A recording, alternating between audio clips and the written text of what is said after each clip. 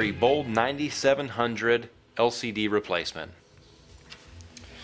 First, you'll notice that the BlackBerry is powered on, so what we'll want to do is power it off. And you can simply just take the battery out of the device to power it off. Once it's powered off, then we can just take our flat pick and we can start getting to the screws. You'll notice that there's no screws on the back of the phone. There's a hidden little compartment down here at the bottom of the BlackBerry that you'll want to take just your flat pick and just pull up, and it'll pop off. It pops off really easy. And then you'll notice there's 2 screws underneath it. Now that is a T5, so you want to make sure that you have the T5 handy when you start this repair.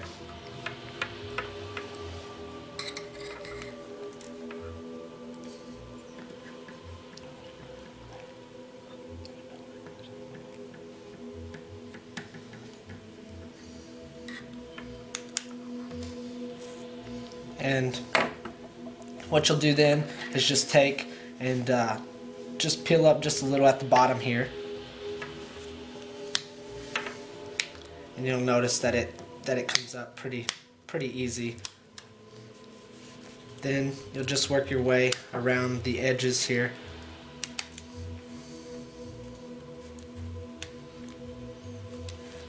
You want to be careful here too, because you don't want to break the front faceplate housing. So just take your time and carefully just continue to do that wedging motion. And both of them has just 2 little prongs that stick into the back of the housing, and that's why it's so. Why don't you point out where those clips are on the side of the faceplate? And you'll see them. They're about midway up the mid frame here, and you'll see it as you can. There you go. Right here. Good. And then there's one on the back on the other side as well. Then you'll take and just lift up just a little bit, and then just push up while working it back and forth, and the front faceplate will just pop right off. Now you can take and just remove the keypad from the circuit. It's not held down by anything. It's just basically down on the board. Then you'll notice that there's 4 screws that you'll need to remove in order to get the circuit board up off of the back housing, and those are also T5s as well.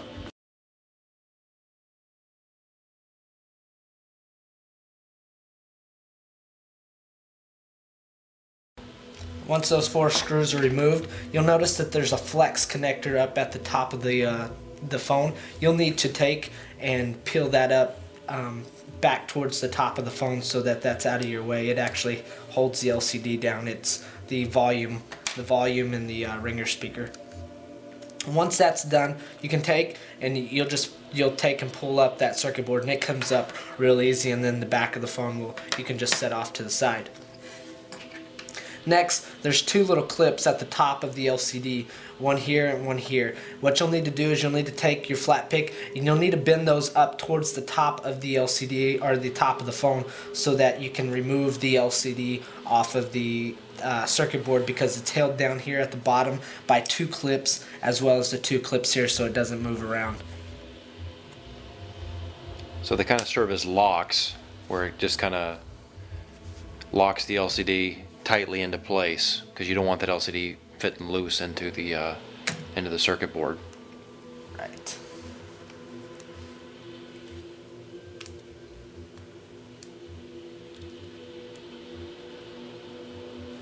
And then after you've moved those out just a hair, you'll be able to take and just place your pick on the top right hand corner of that LCD, and you'll just wedge it down in there, and you'll notice that the LCD will well, before you do that, you'll need to take and you'll need to unplug the LCD in the back of the circuit board, which is on the right side of the circuit board. You'll need to take and just unplug it from the circuit board, so when it comes up, it's not ripping that flex.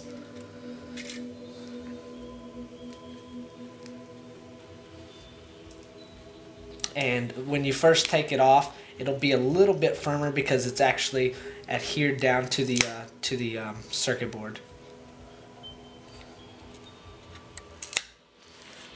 Gotta love 3M tape. And once the LCD is off, you'll notice that the two clips that had been at the bottom of the phone are still there. Then you'll just take the new LCD and you'll just put it in. Likewise, you'll want to remember to put the two tabs in the bottom in first so that they lock into their position, just like so. And then take and press the LCD down. And once that's down, it'll be flush all the way around. And then you'll take your pick and you'll take the two prongs that you bent up you'll need to use those to lock the LCD down into place. And you can just take those and bend those right back up into place. They bend up pretty easy. Okay, I just want to reiterate, it's real important that you get the two little tabs on the bottom of the LCD to fall underneath those little slots there you see in the gold frame there. So they slide underneath the bottom first, and then you fold the top of the LCD down to the rest of the circuit board, and then like John was showing, you fold the tabs over up on the top to securely fasten that LCD to that circuit board. And so you switch to a little. I switched to a harder a metal pick just to bend that surface up, and sometimes with the plastic it won't bend it as well, but if you have something harder like a pick, you can use that to bend those tabs back up. Now once those are bent back into lock that LCD down, then you can just flip the circuit board back around and just plug that LCD back into to its position, and you'll notice it'll clip in pretty easy. You don't have to put a lot of pressure, just a little bit, and it'll slide right in. Next, you'll take the back housing and you'll put the circuit board in, and you'll notice on the left and right side there's little buttons for the volume and then also for the voice memo. Those might come up every once in a while. You'll just have to put them back in the position that they go. They only go in one way, so if those come up, don't worry, just put those back in and everything will be fine. Next, you'll take that circuit board and you'll want to put the bottom in first, because there's two little clips at the bottom that you need to go underneath, and you'll need to make sure that those clips, that the circuit board is actually underneath those clips. And what you'll do is it'll be just like so, and then it'll just fall right into place, and you'll notice the charge port's in place, and then the microphone is in place as well. And there's little notches at the bottom, so it doesn't allow you to line it up wrong, but if you are in wrong, it will actually sit up off of the back housing. Next, you'll just take and plug the sound back in for the ringer speaker at the top of the phone. And then after you've done that, you'll just take and put the 4 screws back in that we've removed from the circuit board just a few moments ago.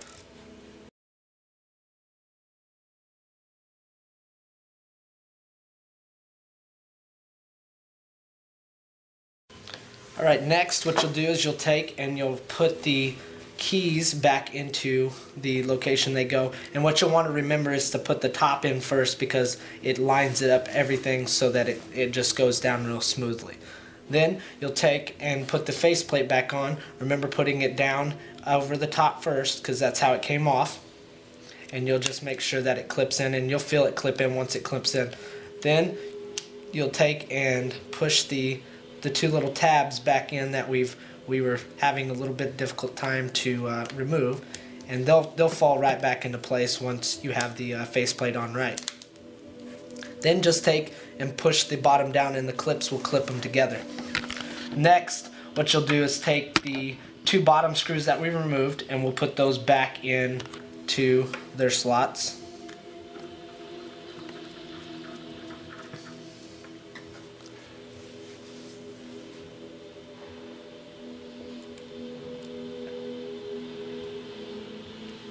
Point out the tabs too on that lower cover piece too.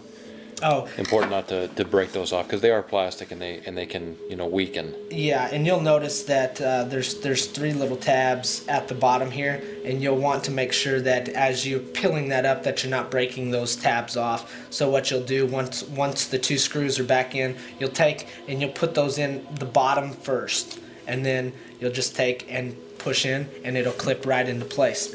Good. And just to make sure that the phone is back to normal, we'll just take and put the battery back in, and we will look for the red light, and then we will wait for a hourglass to appear on the screen. Once the hourglass has appeared, then you know that the LCD is fine. Now, will you also go over real quick, John, the LCD on the 9700, it has two versions, correct? Yes. How do you know what version any particular BlackBerry Bold is? On the back of the LCD, there's a number that's at the very bottom of the LCD, and you'll notice that it's impressed into the back of the LCD just real fine, and you'll have to get in some good light so that you can see it. There's actually two different versions. There's the 001 and then there's the 002 on these, and the more common one is going to be the 002, but you actually really don't know what it's going to be until you physically disassemble the phone and look at the back of the LCD, right, though. And you will have to dismantle the whole entire phone to get to that, unfortunately. But once you do find that number, you can just get the right LCD, and everything will work fine. So would it be safe to maybe stock, one of each LCD at all times, just to be safe, right. so you can do the repair there on the spot at that time? It would be great to store both LCDs, just so that you can get that customer in and out and satisfy the customer real quickly. Good. All right. That BlackBerry Bold 2 9700.